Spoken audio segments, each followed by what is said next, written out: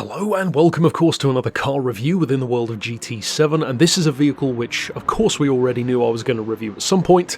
We just didn't have access to it until recently within the game in, interestingly, the used car section. Not the legendary dealership though, which to me was initially quite strange. It's certainly a very iconic, highly collectible car. The price tag even in the used dealer is similar or even more in some cases to some of the legendary cars. But I guess the only thing that really makes sense to me is maybe they're categorizing this as being not quite old enough or something to be in that dealership, but that's the only thing that really comes to mind. It certainly is at least as iconic as many of those vehicles that have been in there, but regardless, it is in the used dealer for, at the time that I purchased it, at least 369,000 credits, so it's supercar territory in terms of price, but not too crazy. Even with the reduced credits currently still in GT7 that you earn from events, it still doesn't take that many events to get it. Me, for example, I ran Fisherman's Ranch 8 times and had enough money to get the car. So it didn't take too long, certainly a lot longer than it should, but not a ridiculous amount of time compared to the millions and millions for other cars. Now, in terms of the spec, for those who haven't purchased it, it's actually very well placed. The performance points are a lot lower than you might expect. 513. That is really reasonable, and for a 12-cylinder supercar from 1991, that's pretty impressive, I think. Now, one of the reasons why is because the power, especially by today's standards, is not that crazy. It's not even anywhere near as powerful as a Ferrari F40, for example, with, in this case, 384 horses stock. Now, the weight is reasonable. It's not a small car, so it's not surprising that it's no super light, but it weighs just over 1,500 kilos, 1,506, so a metric ton and a half. That's, again, comparable to something like a modern Lamborghini Gallardo, for example, so it's not a bad area to be working with. It is, of course, mid-engine, rear-wheel drive, naturally aspirated motor, so the real question is, for those who are curious about whether or not it's worth buying, or maybe if you watch this video down the line and it's already gone from the used dealer, is it worth trying to pick it up for that 370 grand price? Well, simply put, the answer is definitely yes. And this was a surprise to me, because the Testarossa, spoiler alert, and I know this is sacrilegious to say, is just not a car that I've ever really been that into. And there are a number of supercars that have been like that for me, even including the Jag XJ220, that I've just never really been a huge fan of, especially when it comes to the looks.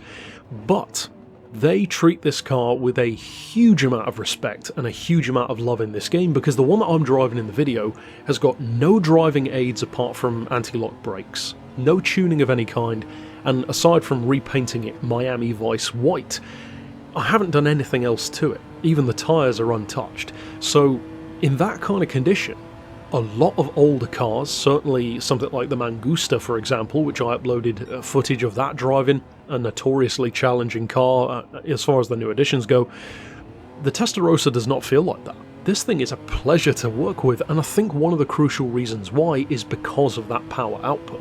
It's such a modest amount of power that the car can easily cope with it, and you, by extension, as the driver, can easily cope with it as well. Now, although I will say this is one of those vehicles where you could potentially have a bit more of a challenge if you really turn up that tuning level and try and take on more modern machines, because at the end of the day, classics do tend to have their limitations when going up against the latest and greatest stuff, but for that lower point level, as I said, 513 stock is very reasonable. Even if you were to, for example, detune this to 500, or even upgrade it to 550 perhaps, with tyres, maybe brakes, a bit of weight loss, suspension, you wouldn't even need to do that much to it to make it a really good choice of car in that kind of category. The straight line performance is good, not the most powerful thing ever, so the acceleration isn't going to be earth-shattering, but it really is the handling and the personality of the car through corners that makes it a pleasure to work with. It's almost a car which feels kind of too good, you know, one of those occasions in Gran Turismo, and this happens in basically any racing game, where they will seem to favour a car maybe a little bit too much, because I'm pretty sure a 1991 12-cylinder Ferrari probably wasn't the easiest thing in the world to drive. I mean, this is the same era as the Lamborghini Diablo, a notoriously challenging car, so maybe I'm wrong. You know, I haven't driven a Testarossa in real life yet, so I very well could be, but within the game, to me at least, it feels a bit OP. It's got such a good level of grip, even on standard tyres, that it feels like they've kind of given this car a little bit of a loving bump up to a higher level than it really should be in terms of ability. But for those who love the car, that's fantastic news. It means you can get a ton of use out of it, and it kind of reminds me actually of the first time, or at least one of the first times, I believe it was the first time, that I drove an all-wheel drive car, technically four-wheel drive, in GT7. And it was when you get the chance to drive the Mitsubishi Evo 4 in one of the license tests on Bathurst. And I remember thinking how ridiculously good it felt. Because it was, as I said, I believe the first time you get access to a four-wheel drive car, and it was just so easy to drive, it did all of the work for you. This isn't quite that grippy, but it's not too far off in terms of the feeling that it gives you. It really is a pleasure to work with, and one of the things that I quite like about it is, at least in older GT games, something like, Honda NSX, for example, which is kind of like, Japan's Ferrari, in effect. It can be a little bit more inconsistent on its handling. And again, one of the either missions or licenses, I don't even recall now, I think it may have been a license test, was with the classic Honda NSX on Suzuka, where you had to take a hairpin, and I just didn't really like the way the car felt. The race car version of the NSX in the prior game, GT Sport, it has inconsistent handling, and that's always been an issue with certain mid-engine cars.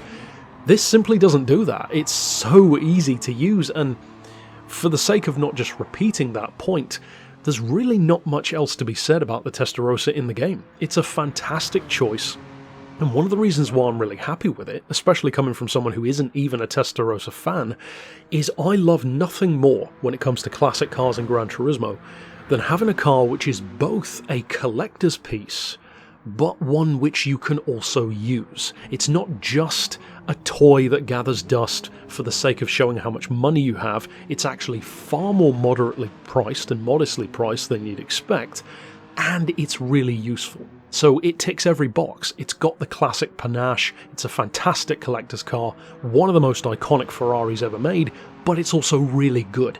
So fantastic choice of car. If you do get the chance to pick one up, absolutely do so, and it doesn't even break the bank. So that's it for this review. If you want to hear the car and watch it driving purely without any commentary, I did a video of that as well here on the channel, just the gameplay side, so check that out if you're interested. And of course, stick around on the channel for more reviews in future. And if you want to check out the other reviews which I've already done, then you can click the playlist here on screen. But for now, as always, thanks for watching.